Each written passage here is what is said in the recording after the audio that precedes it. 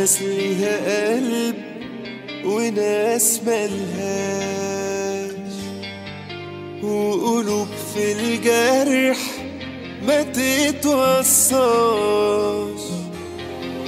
وانا وانت يا قلبي هنعمل ايه؟ براءتنا بجد ما بتفيدناش.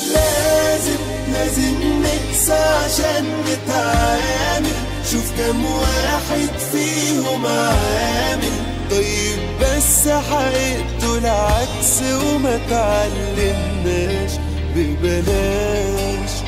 مالك مفهومة وتبص لحالك وتشوف منهم اللي جرالك. ليه بنعاشر ناس في وجعنا ما بنشوفهاش؟